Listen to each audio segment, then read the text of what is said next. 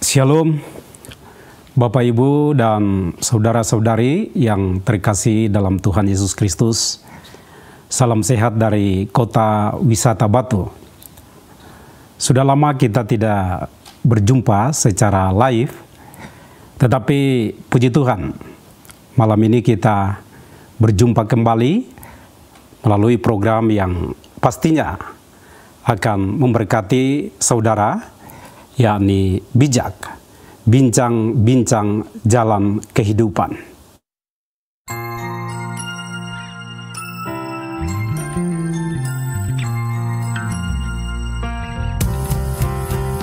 Karena hidup hanya sementara, bijaksanalah menjalaninya. Karena hidup hanya sementara, hidup bijaksana, bijaksana.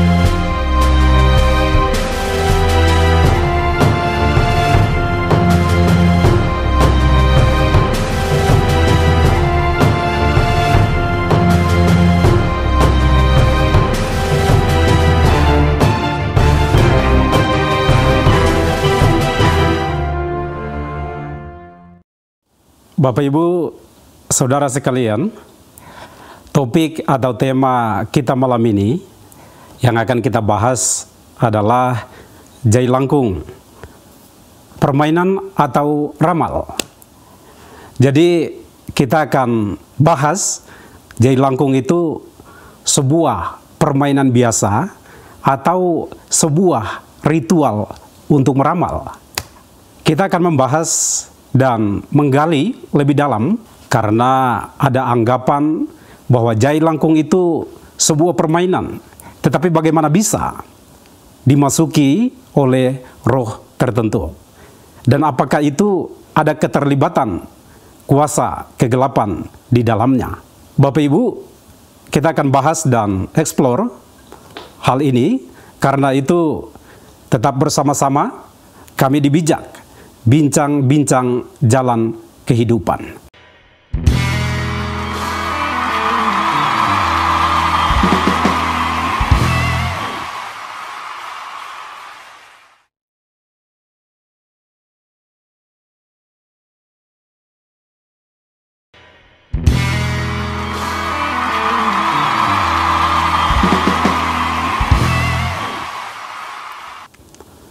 Kembali lagi bersama kami di Bijak, Bapak Ibu, saudara-saudari. Ini menarik ini. Biasanya Pak James Takaliwang ada di kursi host ini ya. Tetapi berhubung beliau saat ini sedang mengikuti studi di luar negeri, maka selama beberapa waktu ke depan ini kami akan menemani Bapak Ibu saudara-saudari dalam program ini. Nah, malam ini saya ditemani oleh dua narasumber yang cukup berpengalaman dalam pelayanan, yakni yang pertama, Bapak Pendeta Kahar. Apa kabar Bapak? Tuhan berkati, baik-baik. Puji Tuhan. Yang kedua ada Bapak Selamuel Takaliwang. Apa kabar Bapak? Diberkati Tuhan. Puji Tuhan. Haleluya. Ya, topik kita malam ini adalah jailangkung, permainan atau ramal. Nah, bicara tentang hal ini, Bapak-bapak di tempat ini akan menolong kita menjelaskan apa itu jailangkung. Ya, yang pertama saya tanya Pak Kahar. Pak Kahar, apa itu jailangkung, Pak? Iya, dari istilahnya itu yang jelas bukan kosakata bahasa Jawa. Jadi jangan dicampur jahil langkung itu dalam artian jahil dan langkung. Langkung itu lewat, jahil ya jahil. Tapi nggak ada hubungannya.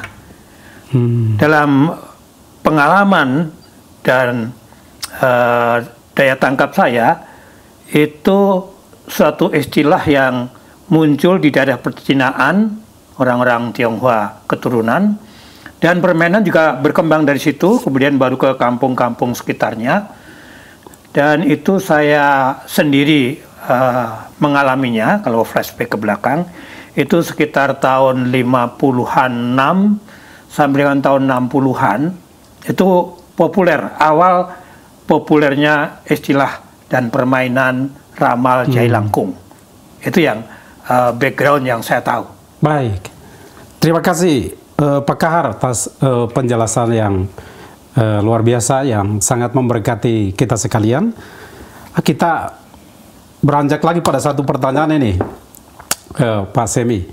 Saya kira Pak Semi bisa menjelaskan dari sisi sejarahnya, Pak, ya, jahil langkung ini ramal atau permainan. Kira-kira bagaimana ini, Pak, sepintas sejarah saja, Pak? Ya, pada awalnya satu bentuk permainan ya, diduga dari Tiongkok untuk lebih mengarah kepada anak-anak. Nah, sehingga untuk anak-anak itu kan satu bentuk permainan, tetapi di dalam permainan ini itu ada unsur-unsur, katakanlah kuasa kegelapan memanggil roh tertentu untuk masuk ke dalam media dari permainan ini. Nah, roh itu akan masuk ke dalam, ya mereka biasa memakai seperti kelapa, ya, kepala untuk jadi kepalanya, ya. Kemudian nanti tujuannya roh itu akan menggerakkan tangan dari katakanlah boneka itu untuk menulis di kertas, dan itu menjadi satu pertanyaan lalu dia menjawab. Pertanyaan, boneka itu menjawab. Jadi ini secara spiritual karena tidak ada yang menggerakkan manusia yang menggerakkan boneka itu. Begitu ya, Pak, ya. Berarti ini ada percakapan dua arah, Pak, ya? Ada percakapan dua arah. Meskipun tidak dengan verbal ya, tidak berbicara ya, tapi yang main bertanya, lalu yang boneka itu dia akan menulis. Oh, ya. Menarik ini, Pak. Baik, Pak Kahar, apakah Bapak mau tambahkankah ataukah? Ya, silakan, Pak. Ya, antara permainan dan ramal, saya kira itu saling melengkapi, katakanlah. Gitu, memang itu adalah bentuk kesibukan, kesenangan tanda kutip untuk iseng-iseng cari tahu, tetapi dalam bentuk permainannya itu juga membuat mereka yang melakukannya oleh karena kepercaya, kemudian mempercayai informasi yang disampaikan oleh boneka tersebut. Sehingga antara permainan dan ramal tidak bisa dipisahkan, tetapi dua-duanya memang bertujuan untuk mempengaruhi para yang mengundang dan penontonnya. Jadi itu ada yang memegangi, kemudian itu bergerak bebas, dalam arti bukan oleh karena yang memegangi, tapi boneka itu yang menggerakkan sehingga dia bisa menulis, menjawab setiap pertanyaan. Dan dampaknya adalah orang-orang yang melakukan permainan itu minimal dua orang kan, satu megangi, satu membuat pertanyaan, kemudian audiens yang menonton akan terpengaruh, sehingga di situ unsur sebenarnya menariknya, tapi mungkin dari sisi kita di situ justru masalah yang sangat negatif, sangat berbahaya. Baik. Jadi mereka mereka ingin mencari informasi tertentu. Nah, kalau sudah yang sudah masuk ke Indonesianya, justru tidak dimainkan oleh anak-anak kecil, karena ini dianggap agak sensitif ya, sehingga anak kecil malah tidak, orang dewasa, dan biasanya tanya misalnya kehilangan, nanti boneka dulu siapa gitu, atau sakit. Kenapa, penyebabnya apa gitu. Jadi pertanyaan-pertanyaan seperti itu.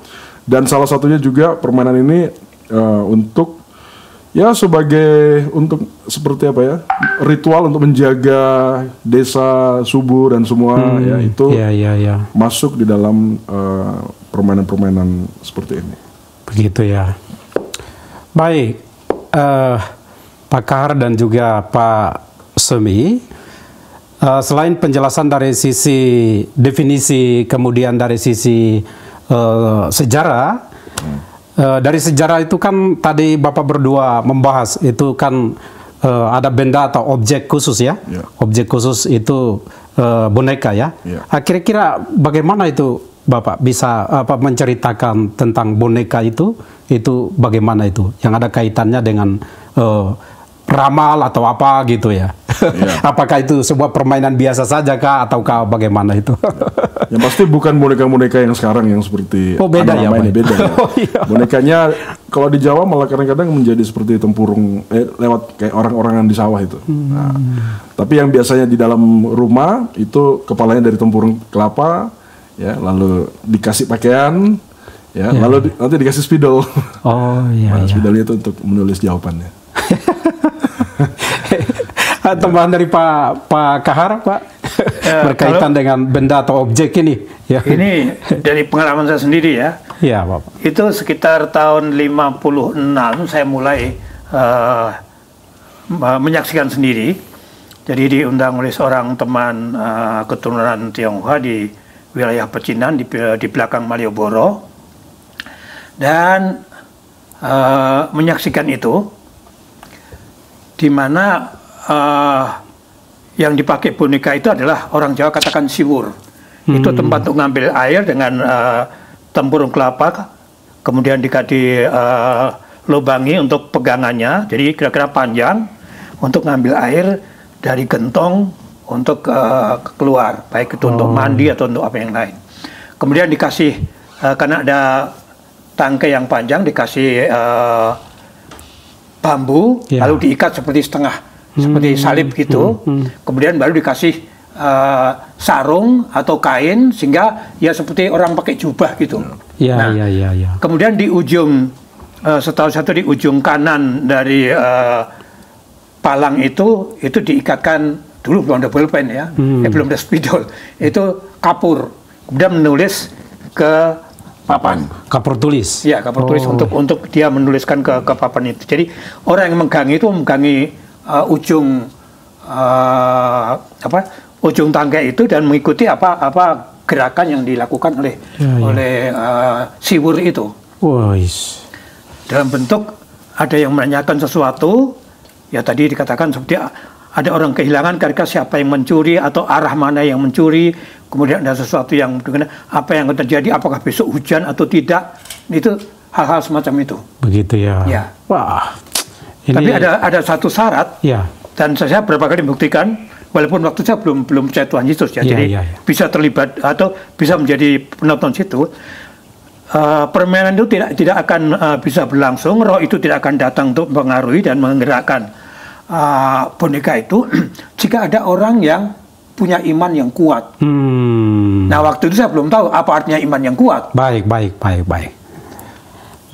Terima kasih Pak Kahar. Ini tadi dari penjelasan Bapak berdua ini kan boneka ini dia bergerak ini Pak ya. Boneka ini dia ini Pak Semi ini akan menjelaskan ini. Kira-kira ada nggak Pak hubungan benda tersebut dengan roh-roh tertentu ya, yang kita biasa sebut sebagai kuasa kegelapan ya, kuasa kegelapan. Kemudian ada nggak hubungannya dengan manusia itu Pak Semi? Ya, jadi pekerjaan kuasa kegelapan itu kan secara spiritual, dia roh. Dan sebagai makhluk roh, dia bisa memiliki pengetahuan, ya meskipun dia tidak maha tahu. Dia bisa memiliki kemampuan untuk menggerakkan benda-benda tertentu. Jadi maksudnya secara dalam kuasa kegelapan itu sangat mungkin. Sangat mungkin. Karena roh-roh setan itu bisa membuat mujizat-mujizat, termasuk misalnya modelnya seperti ini. Nah, jadi kita tidak bisa bilang bahwa kita tidak percaya. Dalam arti ini terjadi sungguh-sungguh. Maksudnya ini ada, ya, ini nyata. Dan kuasa kegelapan itu juga tidak main-main, meskipun mereka tidak maha kuasa. Betul. Seperti tongkat yang ular ya dari Musa, Ya, dia ada, tapi yang Mesir kan juga buat. Betul. Nah, tapi yang Musa makan yang Mesir gitu. Wah. Jadi mereka tetap tidak bisa dianggap enteng. Nah, itulah yang dipercaya oleh masyarakat, ya terlebih lagi misalnya masyarakat Indonesia ya, percaya yang begitu-begituan, dan kadang-kadang memang itu bisa terjadi. Bisa terjadi. Ya, atau betul maksudnya seperti yang ditulis begitu. Menarik ini Pak, bisa terjadi. Pak Kahar mau tambahkan lagi, barang itu ada itu Pak Kahar. Saya mau, kira-kira begitu kan? mau koreksi yang tadi ditayangkan bahwa itu seperti suatu budaya untuk mengingat nenek moyang. Sebenarnya itu hanya tipuan. Tidak ada roh nenek moyang yang gentayangan yang turun membantu dalam hal-hal semacam itu. Kepercayaan itu ada, tapi dari konsep iman memang tidak mungkin. Dan kemudian saya pernah alami sendiri bahwa si pelaku itu menanyakan sesuatu dan menanyakan siapa kamu. Dan dia jawab, saya adalah roh orang yang mati di perempatan pada 3 bulan yang lalu. Ya. Artinya itu bukan nenek moyang. Kalau baru 3 bulan yang lalu yang mati kan bukan nenek itu. Nah, artinya roh itu adalah roh penipu. Mungkin untuk mempertajam itu adalah pada dalam konsep itu karena dengan syarat orang yang mengundang dan lingkungan itu percaya, ya dia ngikutin aja. Maka kalau ada orang beriman, dan itu saya alami beberapa kali, ada orang beriman dalam tempat itu, tidak ada roh yang datang. Baik. Tidak ada mujizat, tidak ada keajaiban yang terjadi. Baik Pak Kahar dan juga Pak Semi dan Bapak Ibu sekalian, kita masih akan berbincang lebih dalam lagi tentang topik ini. Tetap bersama kami di Bijak, bincang-bincang jalan kehidupan. Semakin bijak, temukan jalan kehidupan.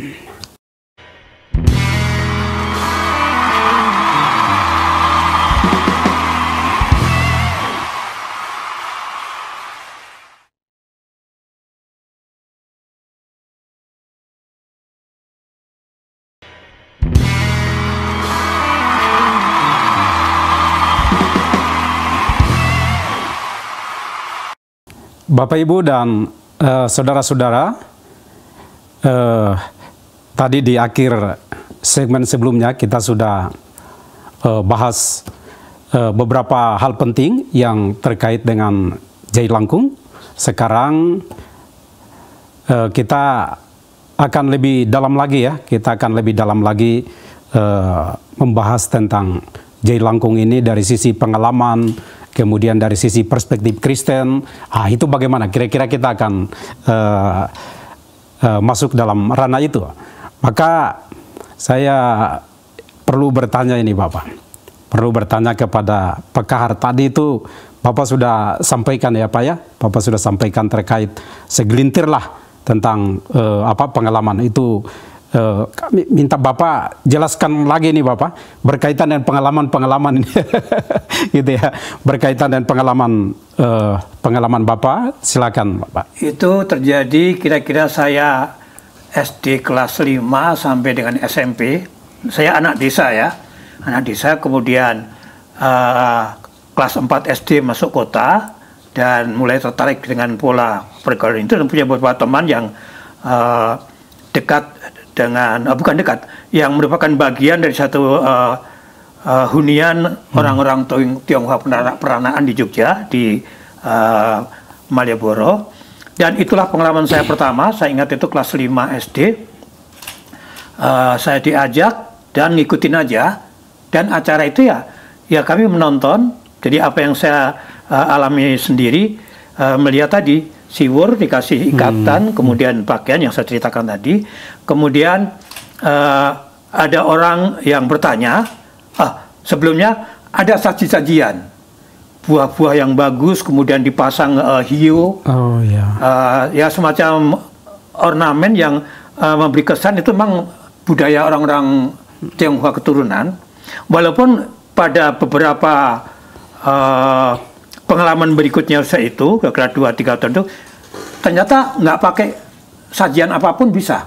Begitu ya, Ya. Pak ya. Jadi awal-awalnya memang karena itu di daerah orang-orang Tionghoa memang budaya tongnya kental, bau apa itu namanya hiu itu terasa sekali. Baik, Tapi baik. pada kesempatan lain ada orang yang di luar daerah itu dan ternyata bisa tanpa ada saji-sajian.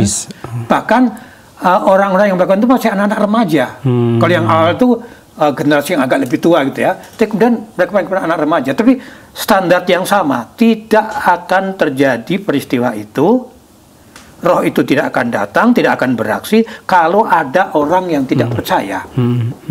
Dan waktu itu karena saya begitu terkesan untuk itu, saya ajak seorang ya semacam abang gitu ya, kenalan baik yang lebih tua, kira dia anak SMA kelas 2 untuk nonton itu dan tidak datang. Baik. Pada waktu dikatakan tunjukkan Aramna tidak apa-apa, tapi kemudian katakanlah mediumnya itu bertanya, coba jujur ya, siapa yang di sini orang beragama sungguhan? Dan abang itu mengaku, saya orang Kristen. Bolehkah saudara keluar dari sini? Nah, dia keluar karena itu dengan saya, maka saya ikut keluar. Ya. Kami menunggu di luar sana, tapi tidak pergi.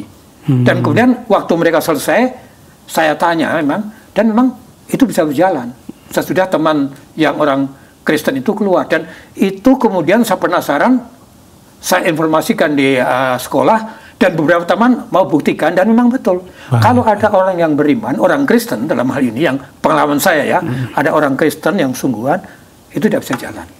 Nah itu yang menunjukkan betapa kuat kaitan itu dan masalah kuasa kegelapan. Baik.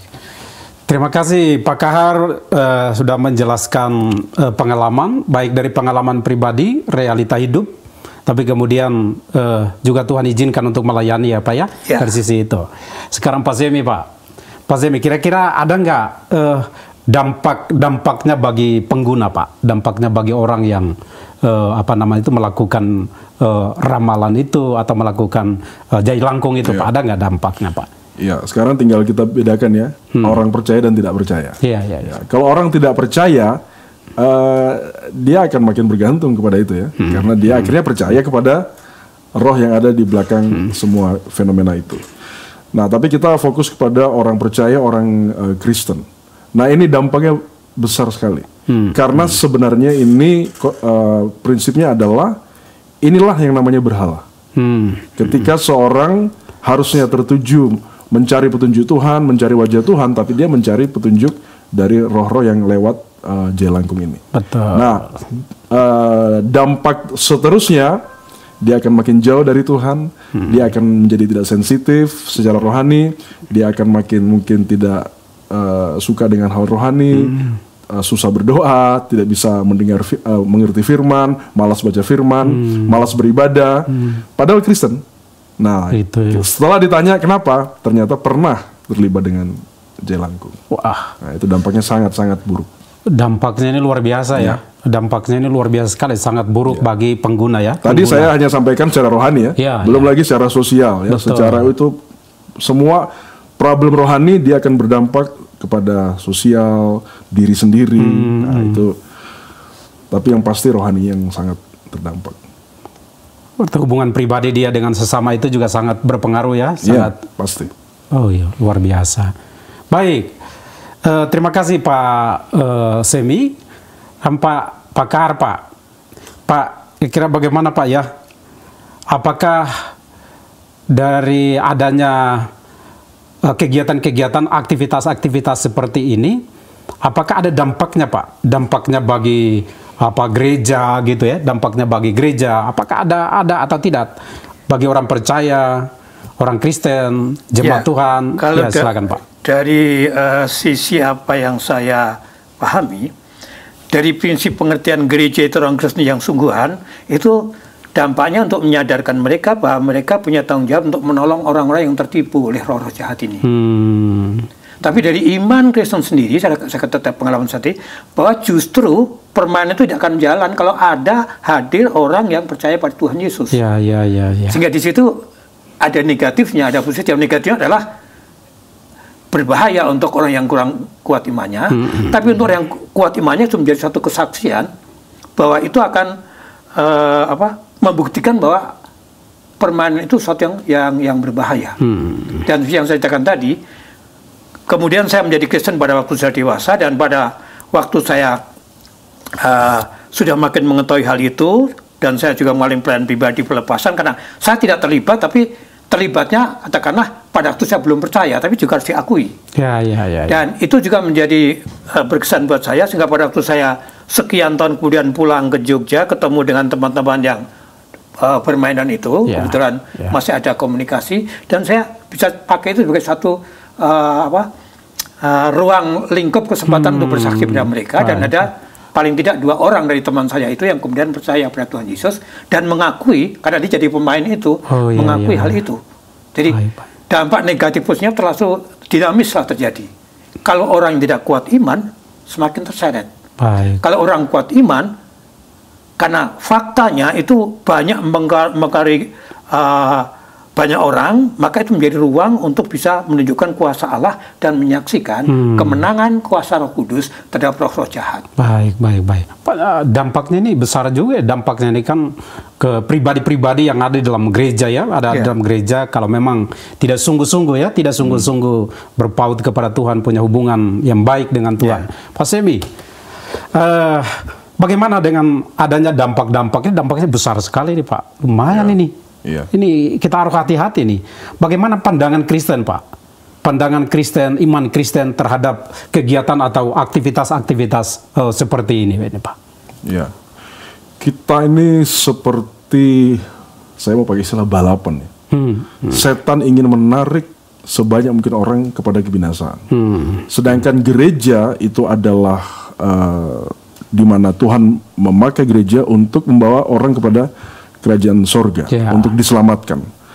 Nah, jadi saya melihat sekarang dari budaya pada masa lalu lalu yang katakanlah permainan di desa-desa, sekarang kan sudah ke arah yang modern. Bahkan film tentang Jailangkung itu sudah berapa film yang ada. Dan itu selalu menarik. Apalagi orang Asia, orang Indonesia itu kalau yang disenangi itu yang begini-begini. Yang sukanya yang begini-begini. Itu kayak sudah dari dalam hatinya itu, karena kita orang Asia kan kita percaya kepada hal spiritual, mungkin agak berbeda dengan orang Barat gitu ya. Nah, jadi ini tugas gereja juga kepada keluarga, kepada setiap orang percaya.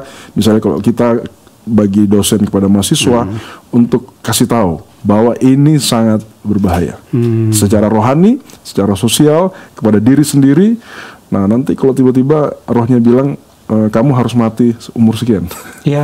Itu kan buat orang stres itu nanti. Nah, jadi harus segera kita harus ajarkan, kasih tahu yang buruk ya, termasuk seperti program ini, dan supaya setiap orang percaya jangan pernah terlibat. Kalau pernah terlibat, minta didoakan supaya terlepas ini, karena ini mengikat roh-roh ini.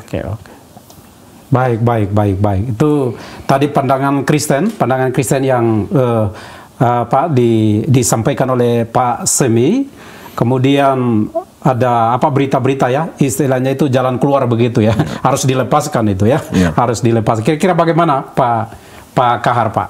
Ya, dalam ruang lingkup orang Kristen memang harus diinformasikan masalah itu, karena itu salah satu bentuk manifestasi kuasa gelap, dan orang Kristen selain di satu sisi memang tidak boleh terlibat situ, tapi orang Kristen harus menggarami, harus menjelaskan pada lingkungan di mana dia berada dan menyatakan kuasa Allah terhadap kuasa-kuasa gelap itu. Baik. Sehingga gereja, hamba-hamba Tuhan melengkapi jemaat, terutama generasi mudanya, karena seringkali itu berkaitan pergaulan luar, untuk tahu masalah itu, tahu bahayanya, dan memberikan solusi baik untuk menolong orang itu sendiri maupun juga untuk menyebarkan prinsip-prinsip kebenaran itu. Dan itu kalau kita runut ke belakang, itu dosa utama bangsa Israel yang diekspresikan dalam Perjanjian Lama. Begitu ya. Dari kitab Taurat dan kemudian kitab para nabi banyak menyoroti manifestasi kuasa gelap dalam bentuk penyembahan berhala. Baik. Pak Semi, di yang terakhir, rekomendasi Pak, rekomendasi Bapak bagaimana ya Pak? Ya, rekomendasi ini untuk orang-orang percaya masa kini ini Pak. Silakan Bapak. Iya, jadi kita harus bergerak dalam hal ini. Iya. Ya, memberikan penjelasan, pengajaran, kemudian kita berdoa supaya orang-orang yang terlibat dengan hal ini itu disingkapkan oleh Tuhan, sehingga akhirnya mereka sadar bahwa ini tidak berdosa, ini perlu dilepaskan, dan akhirnya mereka mengalami kelepasan. Nah, itu kita harus bergerak cepat. Ya, maka itu salah satu yang juga saya sampaikan kepada khususnya mahasiswa teologi ya, supaya harus ambil bagian untuk menolong orang-orang yang demikian. Baik, terima kasih penjelasan yang luar biasa dari Pak Semi dan juga Pak Kahar. Kita masih akan berbincang lebih dalam lagi tentang topik ini. Tetapi tetap bersama kami di Bijak, bincang-bincang jalan kehidupan, semakin bijak, temukan jalan kehidupan.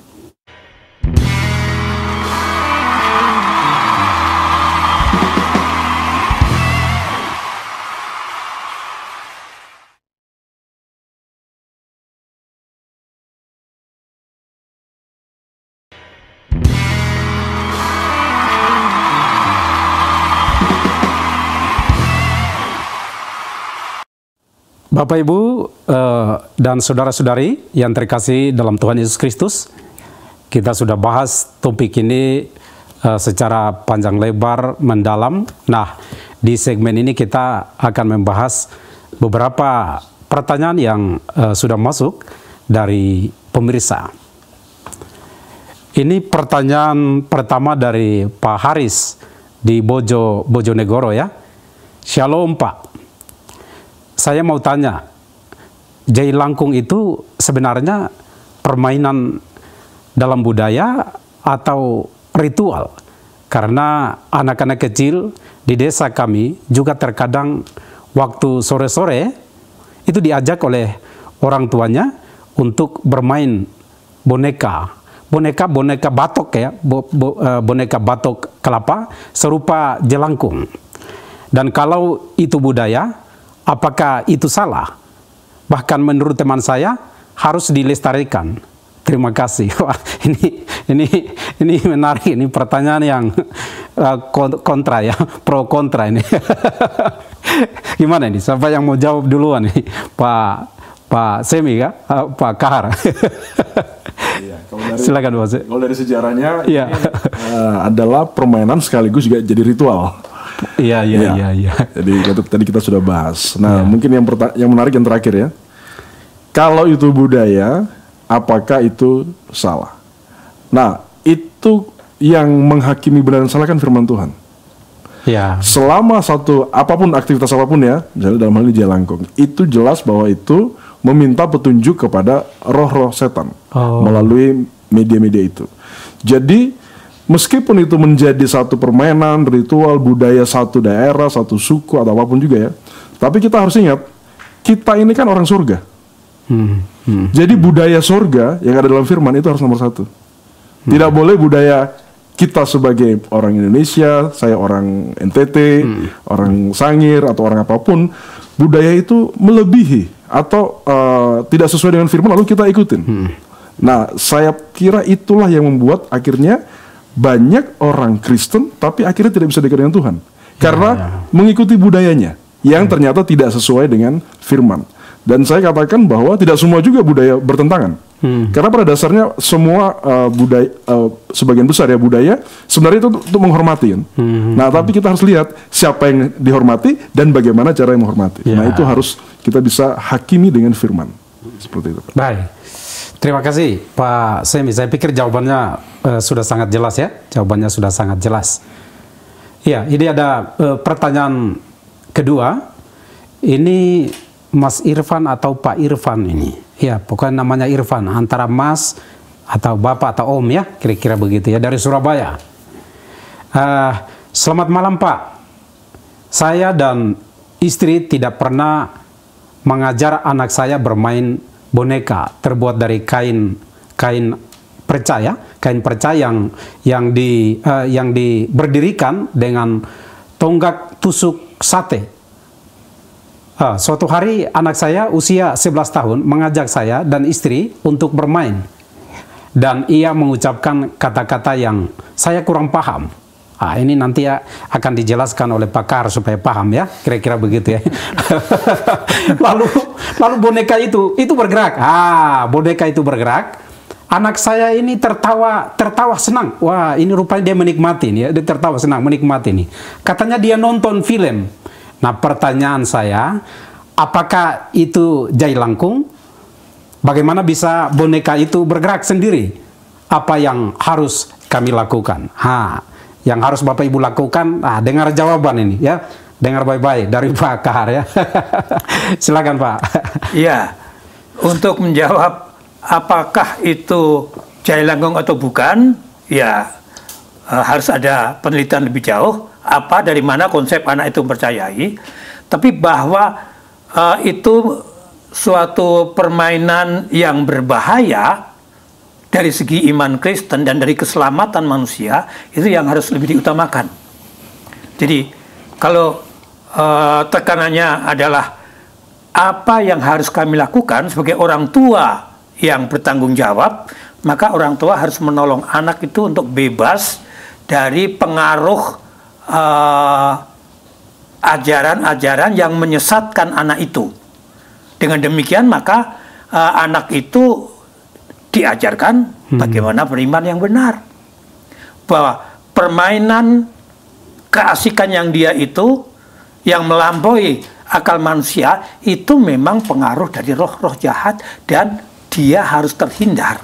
Dan cara untuk terhindarnya satu, percaya pada Tuhan Yesus, mengaku bersalah, dan tidak lagi melakukan tindakan yang berdosa itu.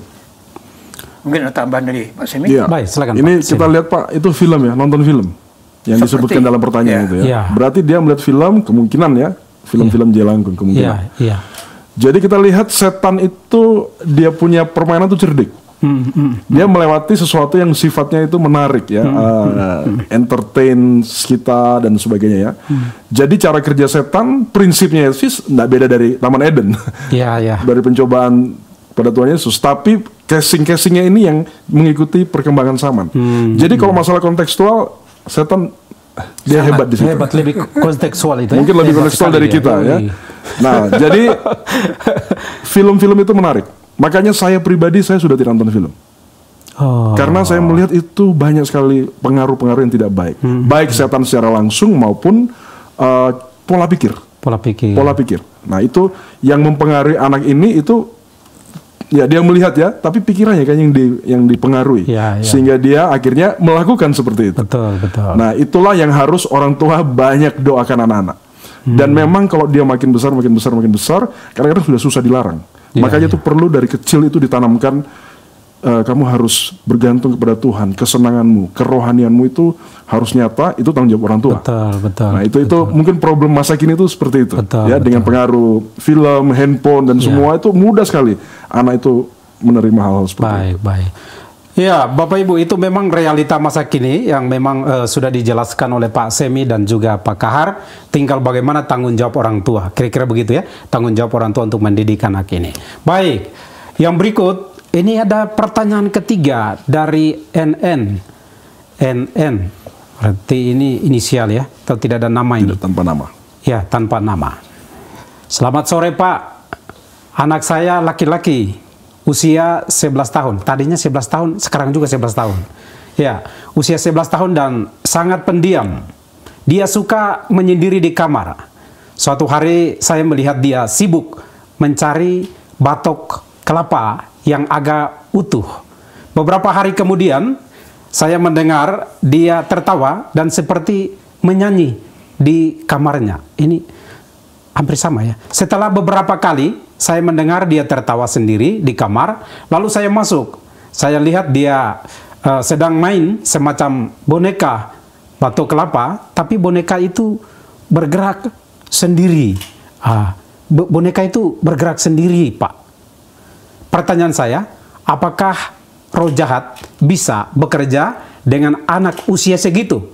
Apa dampaknya di kemudian hari bagi anak? Lalu apa yang harus saya perbuat, Pak? Ini penting sekali nih, Pak. Perlu dijawab lagi nih. Dijawab lagi ya, enggak apa-apa. Iya. Ya silakan Pak Semi ya. Pak Semi nanti ditambahkan, Pak. Apakah roh jahat bisa bekerja dengan anak usia segitu? Iya. Roh jahat justru kejarnya anak-anak. Itu yang harus kita sadari. Makanya di situ peranan orang tua supaya anak itu selalu dekat dengan Tuhan, bergantung sama Tuhan. Jadi sejak kecil roh setan itu mengincar anak-anak. Karena kalau dia bisa rusakkan sejak anak, nanti yang berikutnya itu sudah lebih mudah ya bagi mereka. Nah, tapi saya melihat peranan orang tua baik mengajar firman dan juga mendoakan. Karena setan-setan itu paling takut dengan kuasa doa. Ya, kita biasanya sering dengar ya kuasa doa seorang ibu. Ya bapak juga berdoa ya. Tapi biasanya ibu lebih intens. Nah, maka seperti saya jatuh bangun pada masa lalu, tapi saya tahu orang tua mendoakan saya. Nah, apa dampaknya di kemudian hari bagi anak? Saya katakan langsung dampak terburuk. Setan mau anak bapak masuk neraka. Itu paling buruk. Tapi dia rusakkan dulu. Karena pekerjaannya itu mencuri, membunuh, dan terakhir membinasakan. Nah, itu program setan bagi siapapun dia, dan dia mulai kejar dari baik anak-anak ya, dan juga biasanya usia remaja ya. Nah, maka yang harus diperbuat sebagai orang tua yang tadi saya katakan harus membentengi anak dengan doa-doa. Yaitu saya berapa kali pengalaman orang bersaksi melalui doa-doa itu setan dia tidak bisa tembus. Nah, tapi kalau orang tua tidak dekat dengan Tuhan, susah. Karena tidak ada pertahanan. Apalagi orang tua tidak menjadi teladan untuk firman, untuk hal-hal rohani. Anak-anak mereka, misalnya orang tua merokok, kalau dia bilang jangan merokok kan susah. Betul. Nah, makanya untuk dekat dengan Tuhan, orang tua harus memberikan pengajaran dan juga teladan. Gitu. Wah, ini luar biasa ini. Saya pikir jawabannya sudah apa ya, Pak? Sudah sangat jelas ya, sangat jelas sekali. Sekarang kita masuk ke pertanyaan yang keempat. Ini dari Karin, saudari atau Ibu Karin di Tarakan. Shalom Pak. Waktu saya kecil, wah ini kecil semua ini Pak. Kasusnya kecil semua ini. Waktu saya kecil, saya sering melihat ibu saya bermain jai langkung. Bahkan saya disuruh memegang boneka itu. Jai langkung itu menulis pakai kapur di papan. Yang mau saya tanyakan, apakah saya sudah terlibat dengan okultisme atau kuasa kegelapan? Nah, ini bagaimana nih Pak Kahar menjawab ini? Tolong jawab dulu ini Bapak. Ibu Karin ini lagi menunggu ini. Karena telah mengambil bagian dalam kegiatan itu, mungkin secara tidak sengaja atau tidak sadar sudah terlibat. Dan itu memang sesuatu yang harus diakui di hadapan Tuhan, dan kemudian harus didoakan dan harus dibebaskan. Nah, saya ingin mengingatkan bahwa memang paling banyak karakter-karakter dosa itu kita waris dari orang tua. Baik dari melihat atau mendengar, menyaksikan, atau juga mungkin diajar. Karena itu kita harus sadar bahwa kita harus mengoreksi bagaimana kehidupan kita dengan masa lampau kita. Ada banyak hal yang mungkin pada waktu itu tidak kita sadari, tapi dengan pertumbuhan iman kita harus sadar bahwa apapun yang bertentangan dengan firman Tuhan itu adalah dosa. Walaupun mungkin dikatakan pasif, tetapi itu adalah dosa. Sehingga harus diselesaikan dalam pengakuan dan permohonan ampun pada Tuhan. Baik. Dalam ini Pak, dalam firman Tuhan, baik dalam perjanjian lama, dan itu dikutip dalam 2 Korintus pasal 6, Rasul Paulus ungkapkan di situ, kalau engkau mau menjadi anak Bapa di surga, maka engkau tidak boleh jamah apa yang najis. Syaratnya itu. Kalau pernah menjamah, engkau harus menyucikan dirimu dari apa yang najis. Nah, yang najis bagi bangsa Israel kan itu dewa-dewa, semua ya, terafim, apa semua itu. Nah, maka pertanyaan ini, ibu ini ya pernah memegang boneka itu. Artinya dia memegang yang najis. Nah itu dia harus minta ampun dan dia harus dilepaskan, meskipun katakanlah bukan dia yang pemeran utamanya ya, tapi memegang sesuatu yang najis. Nah itu berapa kali saya temui.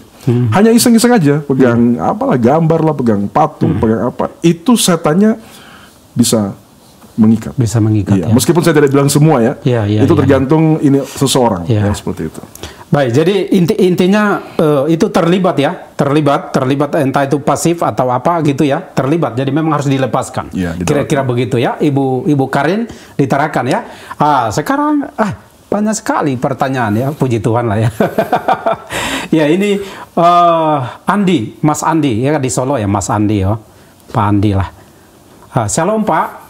Kan saat ini budaya perlu dilestarikan. Karena kebudayaan adalah kekayaan suatu bangsa. Pertanyaan saya, sebenarnya jelangkung ini budaya atau permainan atau cara untuk meramal sesuatu? Jika budaya, bagaimana kita atau gereja harus bersikap? Jika itu permainan, apa yang harus kita lakukan, Pak? Ya, jadi dari Pak Semi dulu, Bapak. Ya, silakan Pak Semi menjawab pertanyaan ini, Pak. Iya. Jadi kalau tanya ini mirip yang tadi ya. Ya, betul. Dia uniknya budaya sekaligus permainan. Permainan sekaligus budaya. Permainan yang diserap menjadi budaya dan menjadi satu aktivitas dalam masyarakat kita. Nah, pertanyaannya, kalau budaya bagaimana kita gereja bersikap? Tadi saya kira saya sudah jawab ya.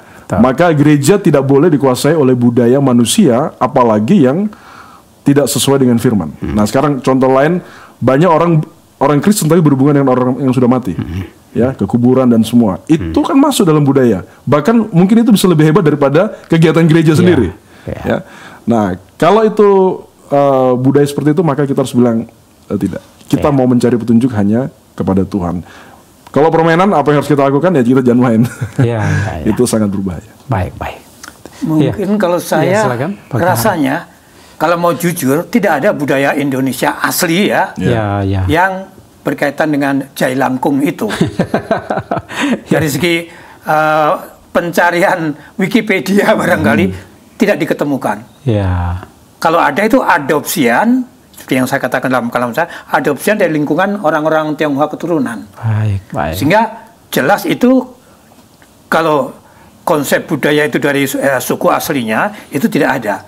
Tapi kalau itu suatu tradisi yang dikembangkan, ya itu bisa dimengerti tapi tidak disetujui. Tidak semua yang kita warisi dari orang tua kita sekalipun itu kita akui dan kita ikuti. Manusia harus mengembangkan peradaban. Dan dalam warisan peradaban leluhur yang orang-orang Indonesia bertumbuh dari suku apapun, itu unsur-unsur okultisme sangat kuat.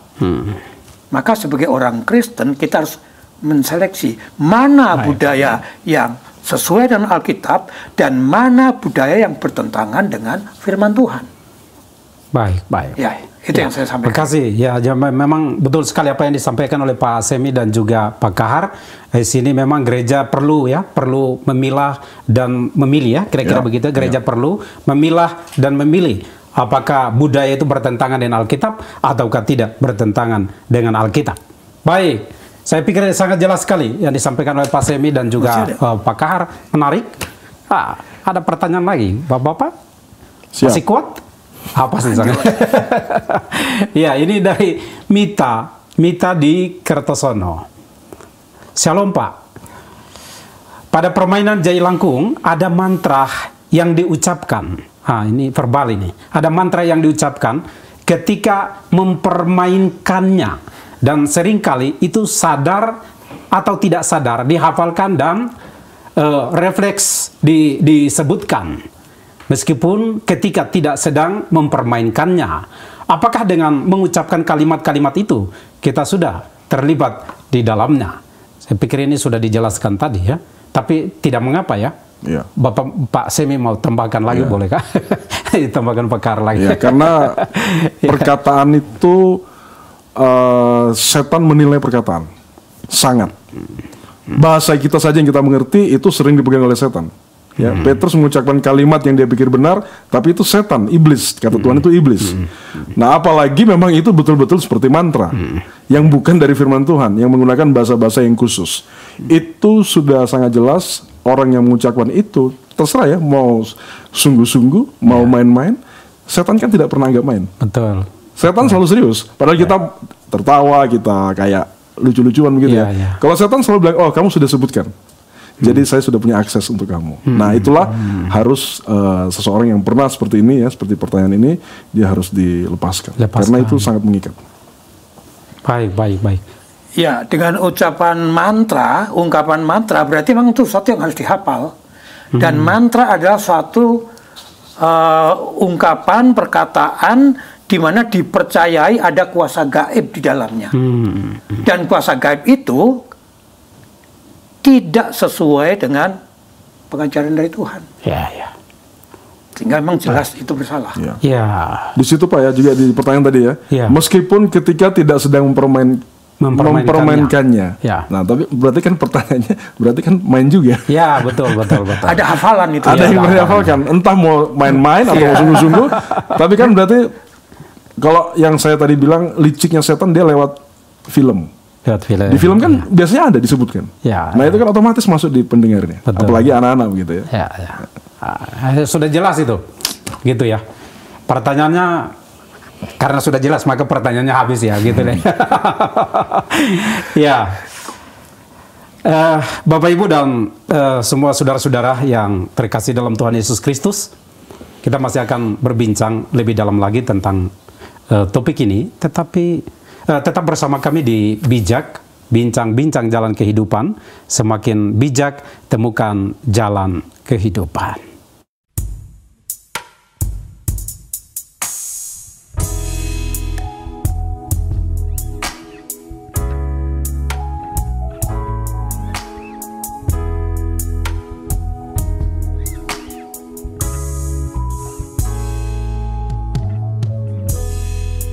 Ajar kami menghitung hari-hari agar bijaksana menjalani hidup dalam jalan-Mu, Tuhan. Karena hidup hanya sementara, pergunakan waktu yang ada, memperkenan hati-Mu, Tuhan, hidup dalam pimpinan-Mu. Karena hidup hanya sementara, pergunakan waktu yang ada, memperkenan hati-Mu, Tuhan, hidup dalam pimpinan-Mu, hidup dalam jalan-jalan-Mu, hidup dalam kebenaran-Mu.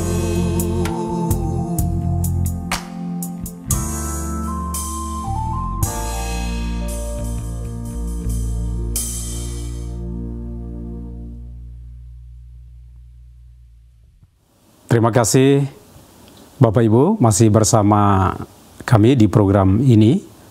Sebenarnya masih banyak yang akan kita bahas terkait topik ini, tetapi berhubung waktunya terbatas, kira-kira begitu ya, waktunya terbatas. Jadi jika Bapak Ibu, saudara-saudari masih ada pertanyaan atau mungkin ingin didoakan, bisa menghubungi kami di nomor yang tertera di live chat kami, atau nomor yang ada di running text. Nanti ada tim yang akan menolong Bapak Ibu. Kita akan mengakhiri program ini. Untuk itu saya mohon Pak Kahar, Pak. Pak Kahar, Pak, untuk berdoa menutup kegiatan ini, Pak. Oke, mari kita berdoa. Bapa di surga, terima kasih untuk acara ini. Tuhan berkati apa yang kami sampaikan, dan setiap pendengar yang menyaksikan menangkap inti, yaitu keselamatan dalam Tuhan Yesus dan menghadapi segala tipu daya iblis dengan hikmat ilahi.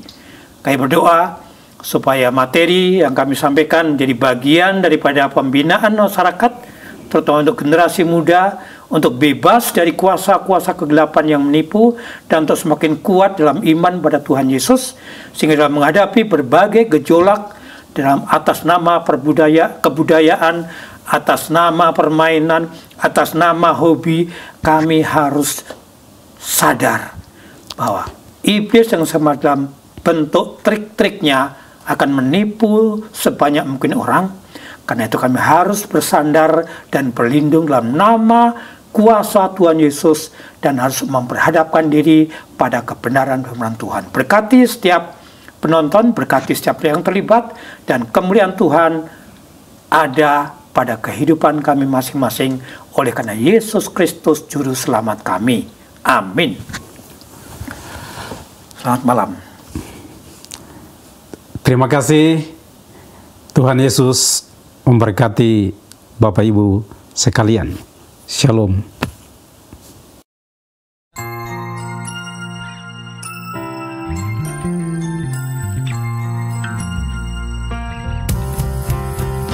Karena hidup hanya sementara, bijaksana